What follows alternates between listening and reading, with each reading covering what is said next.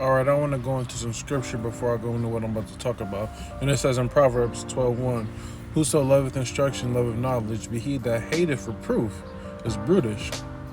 Now look here. It also says in 2 Timothy 3:16, "All scripture is given by inspiration of God and is profitable for doctrine, for reproof, for correction, for instruction in righteousness." I can correct you if you're wrong. Proverbs 15:32, "He that refuseth instruction despiseth his own soul, but he that heareth reproof getteth understanding." Look here, scripture is clearly telling us that if someone is trying to instruct you in righteousness and of the one true God, then you should accept that.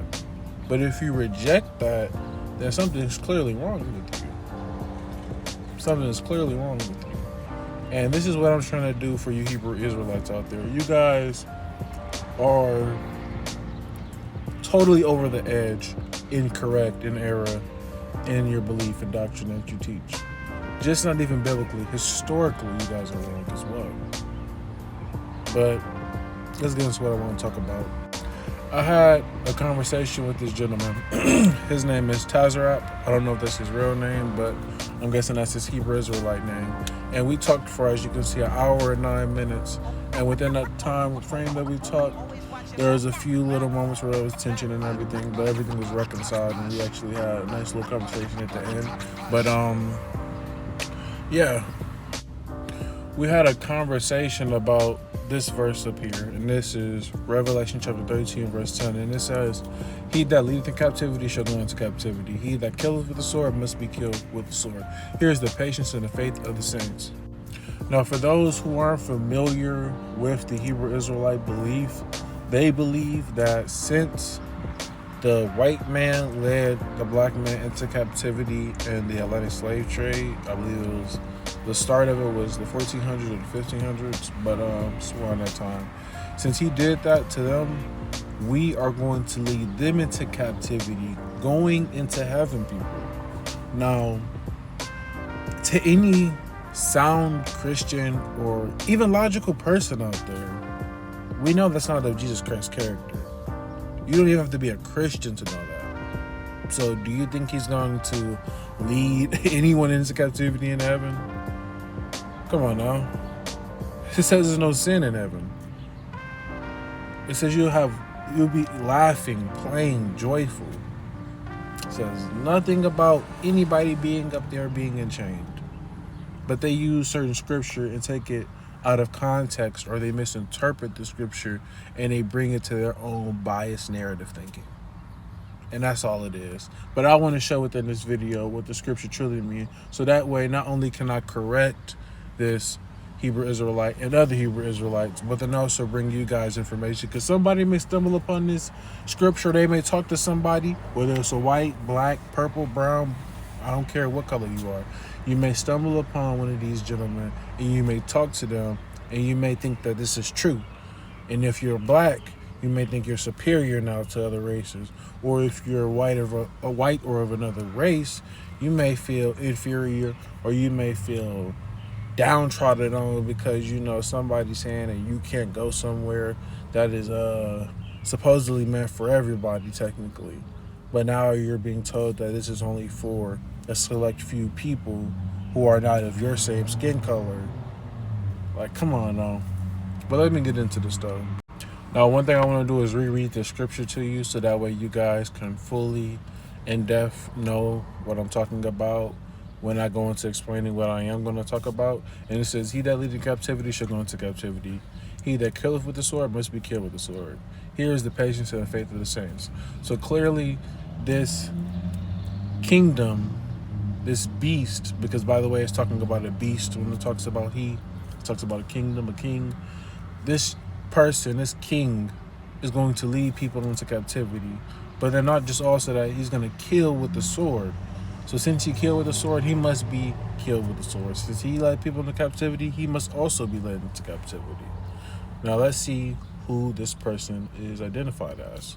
I want to show you this documentation right here. And by the way, this is talking about the estimates of the number killed by the papacy in the Middle Ages. If you don't know your history, you should look at the Middle and the Dark Ages. And during that time, that was when the church was at its peak, whether it was civil power or religious power. By the way, you can even look this up. Or actually, I'll just show it to you. Now, if you look up here, it says the gold key signifies that the power reaches to heaven, and the silver key that extends to all the faithful on earth. Their interlacing indicates the linking between the two aspects of the power, and the handles of the key being at the base symbolize the power being in the hands of the Pope. So the Pope has these two keys. Now, by the way, they kind of, beating around the bush with this, because it says the gold key signifies the power that reaches to heaven, which is religious, but it also says, and the silver key that extends to all the faithful on earth. So it really doesn't say it, but you got to go to this Catholic site that I'll go to and show you where it actually says it. Right here, people. Since the Roman numeral century, the two cross keys have been the official signet of the Holy See. The gold one on the right alludes to the power in the kingdom of the heavens, religious again. The silver one, watch this, on the left indicates the spiritual authority on the papacy on the earth. Now, by the way, it's just not talking about spiritual power of religious. It's also talking about civil. So basically, one key is religious and the other key is civil. So with the civil, it represents I can pass laws and I'm able to dictate whatever I want on earth because I have the power to. Because of the key. The religious key is obviously, I can pass laws on religious laws and dictates and everything of that sort.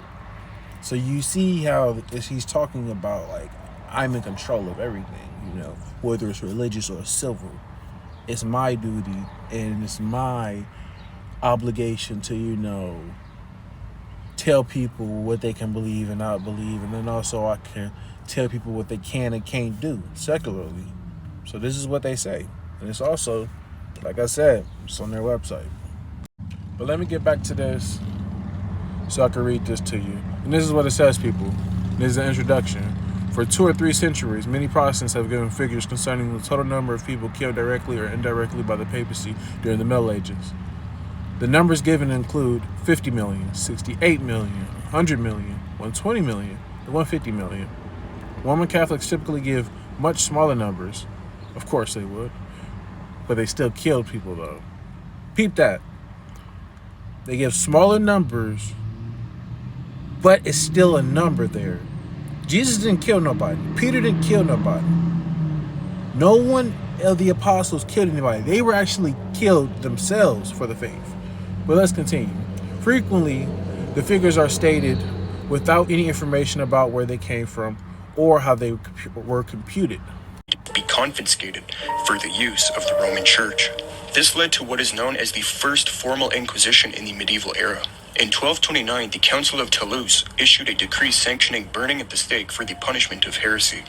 Likewise, the German Mirror of Saxon laws were compiled in 1235 and ordered the execution of heretics and unbelievers by burning at the stake. With Cathars still around due to the failure of Innocent III's crusade against them, as well as Waldensians and other dissidents walking the lands, Pope Gregory IX, who reigned from AD 1227 to 1247, cemented the Inquisition. He took interrogation, trial, and the punishment of heretics out of the hands of the bishops and placed them into the hands of the monastic orders such as the Franciscans. Now, I was showing you guys all the information. I can show you this now. And by the way, remember, he that leadeth in captivity shall go into captivity. You saw that. He that killeth with the sword must be killed with the sword. Peep this now. In 1789, the French Revolution took place, and as a result, a series of anti-clerical governments came into power in the country. In 1798, during the French Revolution Wars, French troops under Napoleon Bonaparte invaded Rome and captured Pope Pius, whatever Roman number that is, taking him as a prisoner to France, where he died in 1799. Wow. Damn, what? Now, also what I find interesting is if you go up to the top and go to verse 3, and you're still at 13, it says, and I saw one of his heads that were wounded to death, and his deadly wound was healed, and all the world wondered after the beast. Watch this. Now I want y'all to look at this. In 1929, it was signed by all these rulers and the popes that gave the Pope his own country. He was in charge of everything. The deadly wound was healed in 1929, people. That's what it's talking about. It's not talking about white people. You need to stop it.